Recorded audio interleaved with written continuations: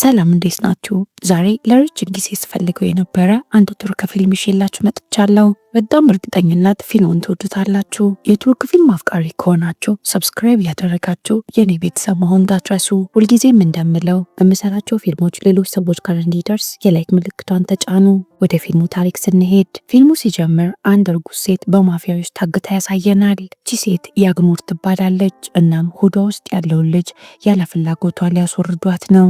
እዛም ሐኪሙ ሲዘናጋ ትክክለኛውን ሰዓት ጠብቃ ሮጣ ታመልጣለች። እቺ ሴት አምልጣቸው ብዙም አልራቀችም። መኪና ይገጫትና ትወድቃለች። ትሩሃን የተባለው ማፊያ ይዟት ይሄድና ሐኪም ጠርቶ እንድትታከም ያደርጋል። ልጇን ሊገልባት አቅሙ አልነበረውም። የማፊያዎቹ አማካሪ ነበረ እቺ ሴት እንድታስወርድ ትዕዛዝ የሰጠው። ለሱ ይደውልለትና ልጇን አስወርዳለች ብሎ ይነግረዋል።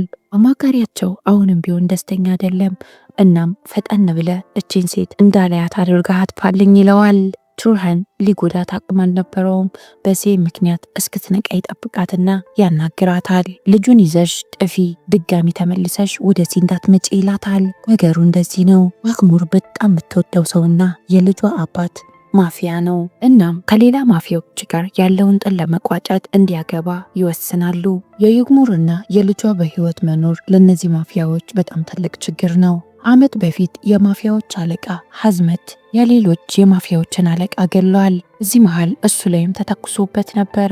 ከጠላቶቹ ለመራቅ ሀገር ለቆ ይወጣል። ቀጥታ ወደ ለንደን ነበር የሄደው። በዚህ ጊዜ ነው ለመጀመሪያ ጊዜ የግሙርን የተመለከታት። ግሙር ፕሌን ሲነሳ በጣም ትፈራ ስለነበረ አስተናጋጆቹን ቢዝነስ ክላስ እንዲያስገቧት ትለምናቸዋለች። እነሱም ፕሌኑ እስኪነሳ ፈቀዱላት። ቀጥታ ሄዳ ሐዝመት አጠገብ ነበር የተቀመጠችው። ሐዝመት ተነሺ ብሎ እንኳን አላባረራትም። ብዙም አልቆየም ፕሌኑ መንቀጥቀጥ ይጀምራል። እሷም በጣም ትፈራና የሐዝመትን እጅ ጭምቅ አድርጋ ትይዘዋለች። አይኗን ለመግለጥ እንኳን ብቃቷ አልነበራትም።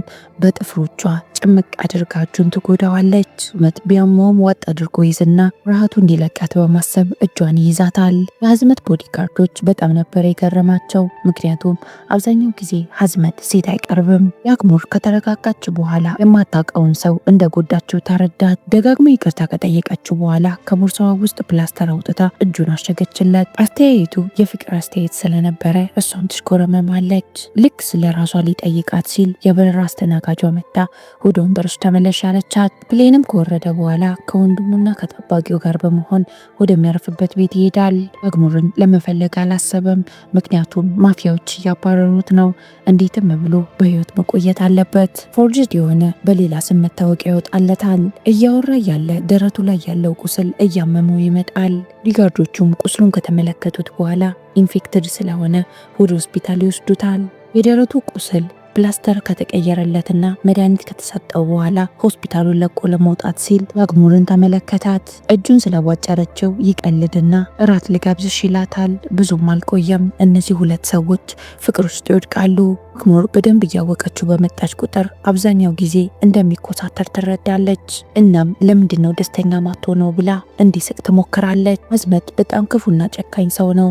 እናም የሐዝመት ደስተኛ መሆንና ንጹህ ልብ ስላላት በጣም ነበር የተገረመው። የሁሉ ነገር ሲፈጠር ሐዝመት አሁንም ቢሆን ማፊያ መሆኑን አልነገራትም። ቁስሉ ሲያመው ያግሙር እቅፍ አድርጋ ታስተኛዋለች። ያለፈ ህይወቱ ላይ ምን እንደሰራና ምን ሆኖ እንደሆነ አልጠየቀችውም።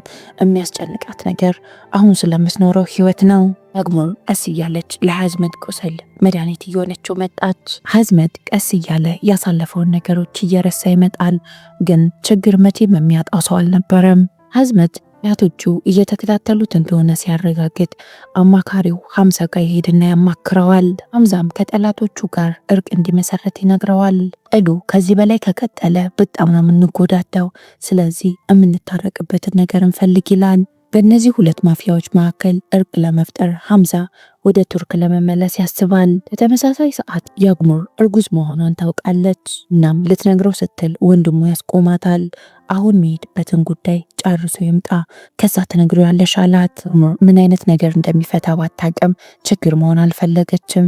ቻው ብላ ከመሰናበቷ በፊት እሷንና የእሱን ፎቶ የያዘ ሰዓት ትሰጠዋለች። ከዛም መልሰ ስትመጣ እምነግር አንድ ነገር አለኝ አለችው። እዚህ ሰዓት ነው የዳይመንድ ቀለበት አውጥቶ አግቢኝ ብሎ የጠየቃት። እሷም በጣም ተደስታ ጥያቄውን እሺ ብላ ተቀበለች። ስትመለስ ደግሞ ምነግር ነገር አለኝ አለችው። ደህንነቷም ሲል ወንድሙን አንተ እዚህ ቅርና እሷን ተንከባከባለው። እዛም በፍጥነት ወደ ኢስታንቡል ይመለሳል። መካሪው ሐምዛ የአግሙር እርጉዝ እንደሆነ ሲረዳም በጣም ይናደዳል። ከዛም ለሐዝመት እንጀራ እናት ደውሎ ሁኔታውን ነገራት። ለቤተሰቡ ክብር ሲባል የአግሙር ያረገዘችውን ልጅ እንድታስወርድ ሁሉም ሀሳብ ያመጣል። ከዛም የአግሙር ሐምዛን ለማግኘት ትሄዳለች። ሐምዛም ስለ ሐዝመት ትክክለኛ ማንነት ይነግራታል። እናም ማፊያውን ሲገለው ቪዲዮ ያሳያታል። እነዚህ ሁለት ማፊያ ቤተሰቦች መሃል እርቅ ካልተፈጠረ እንተላለቃለን አላት። ይሄ ሁለት የማፊያ ቤተሰብ መታረቅ የሚችለው በጋብቻ ነው ይላታል። ሐዝመት ደግሞ ከአግሙር መጥፎ ፍቅር ይዞታል። ለዚህም ትልቁ እንቅፋት ነው። ሌላው ደግሞ ሆድሽ ውስጥ ያለው ልጅ ሌላኛው እንቅፋታችን ነው ይላታል። ሐምዛም ሰዎቹን ውሰዷትና ሆዷ ውስጥ ያለውን ልጅ አስወርዱት ብሎ ትዕዛዝ ይሰጣል። ከዛም ቱርሃንን ሁሉም ነገር በስነስርዓት መጠናቀቁን ረጋግጥ ብሎት ሐምዛ ወደ ኢስታንቡል ይመለሳል። የአግሙርም ውርጃው ሳይካሄድ አምለጣቸው ትወጣለች። ከዚያም መኪና ይገጫታል። ቱርሃንም ሊጎዳት አቅሙ ስላልነበረው ይረዳትና ሐኪም መጥቶ እንዲያያት ያደርጋል። ከዚህ በላይ እንዲጎዷትም ስላልፈለገ ለሌሎቹም ይደውልላቸውና መኪና ገጭቷት ልጇ እንደወረደባት ነገራቸው። እሷንም ቤተሰቡንም መጠበቅ ስለፈለገ ከሐዝመት እንድትርቅ አስጠነቀቃት። ሆድሽ ውስጥ ስላለው ልጅም ለማንም እንዳትናገር ይላታል። ቤተሰብ ሰላም እንዲሆን ሐዝመት የገደለውን ሰውዬ ሴት ልጅ ማግባት አለበት አላት። በመጀመሪያ የአግሙር በጣም ይከፋትና ማልቀስ ጀመረች። ግን የምትወደውን ሰውና ሆዷ ውስጥ ያለውን ልጅ ለመጠበቅ ስትል እሺ ብላ ለንደን ለቃ ትሄዳለች። በሌላ በኩል ሐዝመት ከቤተሰቡና ከጠባቂዎቹ ጋር አንድ ላይ በመሆን ከነዛ ማፊያዎች ጋር ለመደራደር ይሄዳል። ለጋብቻው ቅድብ ሆነ የአግሙር ላይ ምን እንደተከሰተ ምንም የሚያውቀው ነገር አልነበረም። በጋብቻ ሊተሳሰሩ እንደሆነ ሲረዳ ይናደድና ብድግ ይላል። እሏቸው ሲነሳ እነዛ የተናቁ ይመስላቸውና ሽጉጥ ይመዛሉ። የእንጀራ እናትየው እንዴትም ብላ ነገሩን አረጋጋቸው። ሐዝመት እንዲያገባት ያሰቡት ሴት ኑፔልዳ ትባላለች። እችም ሴት ሐዝመት የገደለው ሰው የሱ ልጅ ናት። በሚገርም ሁኔታ ኑፔልዳ ሐዝመትን ለማግባት በጣም ደስተኛ ነበረች። ምክንያቱም ከልጅነቷ ጀምሮ ነው የምትወደው። አባቷን ቢገለውም ከፍቅሩ አልበለጠባትም። ሐዝመት በምንም አይነት ሁኔታ ተመልሶ የአግሙር ጋር ነው መሄድ የሚፈልገው። ሐምዛም ተመልሼ ሄዳለሁ ብለህ የምታስብ ከሆነ አርፍደሃል፣ ምክንያቱም ትክክለኛ ማንነትህን አውቃ ፈርታ ሀገር ጥላ ሄዳለች ይለዋል። ሐዝመትም ሐምዛ ላይ በጣም ይናደድበትና ሊመታው ከግድግዳ ጋር ያጣብቀዋል። ከዛም የአግሙርን ምንድን ያረካት ይለዋል። ኑፔልዳ እያየቻቸው ስለነበረ ከዚህ በላይ ማውራት አልቻሉም። ስለዚህ እሎት ወደ ለንደን የአግሙርን ፍለጋ ይሄዳል። ሐዝመት ፈጠን ብሎ የፕሌን ቲኬት ይቆርጥና ወደ ለንደን ይሄዳል። ሁሉንም ነገር አስረድቷት እንዲታረቁ ነበር የፈለገው። ግን ያረፉበት ቤት ሲደርስ የአግሙር አልነበረችም። ወንድሙን ነበር ያገኘው። የአግሙር ስልክ ሲደውል ስልኳ ወንድሙ ጋር እንዳለ ይረዳል። ቱርሃንን የት ነው ሄደችው ብሎ ጠየቀው። ቱርሃንም እኔ አላቅም ብሎ ነበር የመለሰለት። ሐዝመት የአግሙርን ስላጣ በጣም ያዝናል። ቀናቶች አለፉ። በምንም አይነት ሁኔታ ቢሆን የአግሙርን መፈለግ አላቆመም ነበር። ወደ የአግሙር ጓደኛ ቤት ቀጥታ ይሄዳል። እዛም የአግሙርን አይተሻታል ብሎ ይጠይቃታል። የሚገርመው ነገር የአግሙር ጓደኛዋ ቤት ነበረች። ጓደኛዋ ግን አላየዋትም ብላ ነበር የመለሰችለት። አግሙር ከዚህ በላይ እንድትጎዳ ስላልፈለገች እባክህ ተዋት ጓደኛዬን አለችው። የአግሙር ሐዝመት ናፍቋት ስለነበረ መልኩን ለማየት ወደ መስኮቱ ጠጋ ስትል ሐዝመት ተመለከታት። ወደ ቤት ሊገባ ሲል የአግሙር ጓደኛና ባሏ ይከለክሉታል። በዚህ መሃል ፖሊስ ይመጣና ሐዝመትን ይወስዱታል። ከዚያም ዲፖርት ተደርጎ ወደ ቱርክ ይመለሳል። ቱርክ ከደረሰም በኋላ ሐዝመት ከተለያዩ ሰዎች የሚደርስበት ጫና ስለነበረ ምንም አማራጭ ሳይኖረው ኑፔልዳን ያገባታል። ሰርጋቸው ቀንም ኑፔልዳ አብረው ልተኛ ትሞክራለች። ሐዝመት ግን ምንም አይነት ፍላጎት የለውም። ኑፔልዳ ሐዝመት ሌላ ሴት እንዳፈቀረ ትረዳለች። ግን አሁንም ተስፋ አልቆረጠችም። አንድ ቀን ድጋሚ ይወደኛል ብላ ነው የምታስበው። የአግሙር ሌላ የምትሄድበት ቦታ ስላልነበራት ቀጥታ አባቷ ጋር ነበር የሄደችው። የአግሙር ነገሮች እንደሚከብዷት ስታስብ ልጇን ለማደጎ ለመስጠትም አስባለች። አግሙር ብቻዋን ህመሙን ስላልቻለችው እርጉዝ እንደሆነች ለአባቷ ትነግረዋለች፣ እርዳታ ማገኝ ከሆነ ብላ። አባቷም ልጁ ሳታገባ እንዳረገዘች ሲረዳ በጣም ይደነግጥና ጥሏት ይነሳል። ደጋግሞ ቢጠይቃትም ያግሙር የልጁ አባት ማን እንደሆነ ልትነግረው አልፈለገችም። የያግሙር አባት ሳታገባ ስላረገዘች አንገቱን ይደፋል። እናም አባቷ ተናዶ ያስጠነቅቃታል። ልጁ ከወዲህ ሳይወጣ ፈጠን ብለሽ አባትየውን ፈልጊና ብታገቢ ይሻልሻል፣ አለበለዚያ ልጅ አይደለሽም ይላታል። ያግሙር አባቷ አረዳሽም ሲላት ምንም አማራጭ ስላልነበራት ጸጉር ቤት ውስጥ ትቀጠራለች። ወደ እያደገ በመጣ ቁጥር የሰፈሩ ሰው አባቷን የማይናገረው ነገር አልነበረም።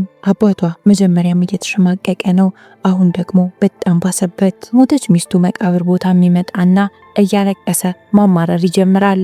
ያግሙርም እዛው ቦታ ትመጣና አባቷን ምን ላድርግ ትለዋለች። እናም እያለቀሰች የሚሰማትን ስሜት ነገረችው። ድንጋይ አንስታ ለአባቷ ትሰጠውና በዚህ ድንጋይ መታ ግደለኝ፣ በቃ ግደለኝ አለችው። ይቅር ሊላት አልቻለም። ልጁን የሚጎዳም አይነት አባት አይደለም። በዚህ መሃል ነው ያግሙር እዛው መቃብር ቦታው ውስጥ ምጧ የመጣው። እናም አባቷ ያዋልዳታል። አባትና ልጅ በብቸኝነት ሲኖሩ እናልቆዩ አሁን አንድ አዲስ የቤተሰብ አካል አገኙ።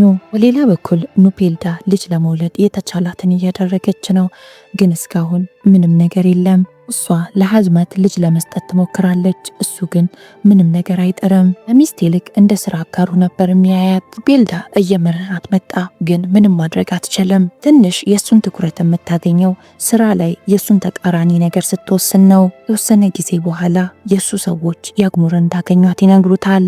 እናም ከአባቷ ጋር ወደምትኖርበት ቤት ይሄድና ከሩቁ ይመለከታታል። ያግሙር አንድ ሰው አጠገቧ ቁጭ ብሎ ምግብ እየተመገቡ ነበር። ሐዝመት ያግሙር አግብታለች ብሎ በማሰብ በጣም ነበር ያዘነው። ግን ቢያንስ ምላሿን ሳልሰማ አልሄድም ብሎ በማሰብ ይሄድና ለምንድነው ጥለሽኝ ሄድሽው ብሎ ይጠይቃታል። ያግሙር በህይወቷ የምትወደውን አንድ ብቸኛ ሰው ፊቷ ቆሞ ስትመለከት ሩጣ ብታቅፈው ደስ ይላት ነበረ። ግን እንዴትም ስሜቷን ትቆጣጠራለች። ያግሙር ወዲያው ያስታወሰችው ዙርሃን ያስጠነቀቃትን ነገር ነው። እናም አሁን ላይ ሚስትም አግብቷል። ለእሷና ለልጇ ደህንነት ስትል ስሜቷን ዋጥ አድርጋ አሁን አግብቼ ልጅ ወልጃለሁ ትወኛለችው። እሱም ተናዶ ጥሏት ይሄዳል። ሐዝመት ወደ ቤት ከተመለሰ በኋላ ኑፔልዳ ያግሙር ጋር ለምን ሄድክ ብላ ጠየቀችው። ምንም መልስ አልሰጥም ሲላት ኑፔልዳ ተናዳ ያግሙር የሰጠችውን ሰዓት ሰበረችበት። ሐዝመት በጣም ተናዶ ነበረ፣ ግን ምንም ነገር ሊመልስላት አልፈለገም። ከዛን ቀን ጀምሮ ሐዝመት በተከታታይ ያግሙርን በሀሳቡ ማግኘት ይጀምራል። አመታቶች አለፉ። የያግሙርም ልጅ ትልቅ እየሆነ መጣ።